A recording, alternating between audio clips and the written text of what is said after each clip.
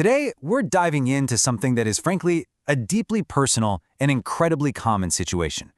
What do you do when someone you really care about suddenly pulls away, especially during a crisis? We're going to explore this by looking at a message that just captures this feeling perfectly. It's a really powerful place for us to start. So this is the message that really sparked this whole discussion.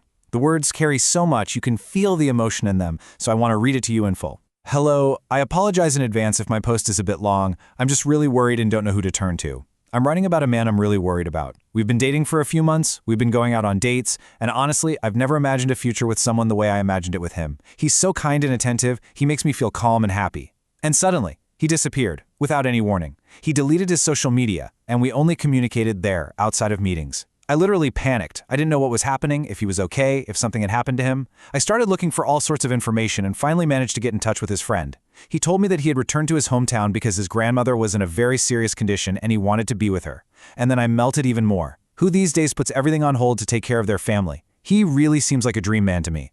I found his phone and we spoke yesterday. He tries to sound normal, but I can feel how worried he is. I just feel it. It's like he's withdrawn. He doesn't want me to go to him, he doesn't want help. He keeps saying, I'm fine, thank you, but it doesn't sound convincing to me. He's become so short in his conversations, and before we could talk for hours about everything, he always loved deep topics. He was the soul of the company, and now it's like he's a different person, and that scares me terribly. I don't know what to do. How do you help a person who doesn't want help? Should I give him space, or continue to show him that I'm there for him? I can't bear the thought of him suffering and me standing there doing nothing. It's clear to me that it's not good. I would be grateful for any advice, really. About him, a successful young man in his early 30s, single, no children. Wow, you can just feel the panic and the deep care in those words, can't you? So the first thing, and honestly the most important thing to get right away, is that this powerful emotional response, it's a completely normal reaction when someone suddenly disconnects like that. When someone we've started to build a real connection with suddenly goes silent, it's like it triggers this massive alarm system in our brains. That cocktail of feelings, anxiety, a sense of helplessness, and just that raw fear of losing something you really value, that is a profoundly human reaction. So please, know that what you're feeling is absolutely valid. Okay, so here's a really crucial point. We have to see this not as one single problem, but as two separate simultaneous experiences. There's what's happening inside of them in their world, and then there's what's happening inside of you in your world. Let's break that down. So let's try to consider their internal world for a second.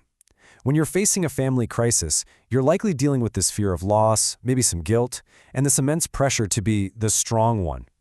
For so many people, the instinct is to handle all that emotional weight by withdrawing. It's so important to see this not as a rejection of you, but as a coping mechanism. It's how they're trying to manage overwhelming feelings. Now let's talk about your side of the equation. Their withdrawal has, of course, activated your attachment system. That's that internal alarm I was talking about. And this can bring on panic, this desperate need for information, a fear of abandonment. The real key here is to shift your focus. Move away from, what did I do wrong, and move towards, okay, how can I stay grounded and centered while my own system is sounding an alarm? And this brings us to the core dilemma, doesn't it? Your natural caring instinct is to rush in with help and support. But in these situations, that very care can start to feel like pressure to the person who's trying to pull away. It's a real paradox. And there it is, the central question from the message. How do you help someone who doesn't want help? It feels completely impossible. You can't force support on someone, but doing absolutely nothing feels, well, it feels wrong. The answer, it turns out, lies in a very subtle but incredibly powerful shift in your approach.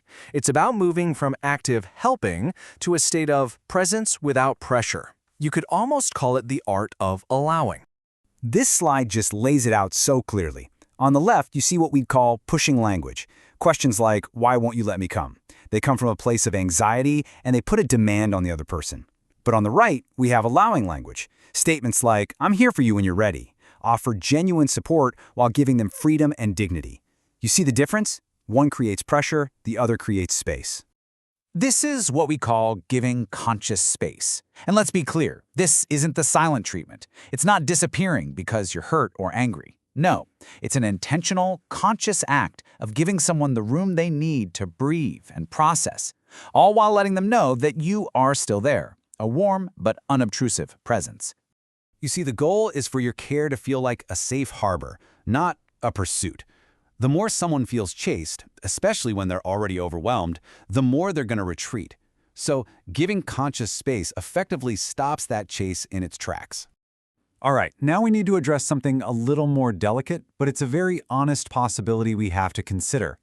This situation, as difficult as it is also revealing something really important about the connection itself, and this requires a lot of emotional maturity and even some self-protection on your part. The initial anxiety-fueled instinct is to ask this question: how do I save them? This question automatically frames you as the rescuer, and it places all the responsibility for their emotional state right on your shoulders. And that is a heavy and, frankly, an impossible burden to carry. This is the healthier, more mature reframing. This question prioritizes your own stability and your own dignity. It acknowledges that, yes, you can be supportive, but you cannot fix another person, and you must not sacrifice your own well-being trying to. And here it is. This is that delicate truth. A crisis doesn't just test a person, it tests a connection. You know, having beautiful conversations is one thing, but a crisis reveals someone's actual capacity to let another person in when things get really tough. So pay attention to what's happening right now, because it's giving you incredibly valuable information about the potential for true intimacy in this relationship. So how does all of this translate into a concrete next step? What do you actually do? Let's map out a healthy and supportive way to communicate in this exact situation. Here's a really simple model for your message. First, you acknowledge their struggle. Something like, I understand you're going through a very difficult time. Next, you explicitly take away any pressure. I want you to know I will not insist on anything. Then, you offer warmth and support, but on their terms. I'm thinking of you and I'm here whenever you feel ready to talk. And then, you leave it. You've left the ball entirely in their court. This message does everything right. It sees their reality, it removes all pressure, it offers warmth, and it respects their autonomy completely. And that really brings us to our final thought. So often, we think love or connection is about holding on as tightly as we possibly can. But maybe true, secure connection is actually the opposite.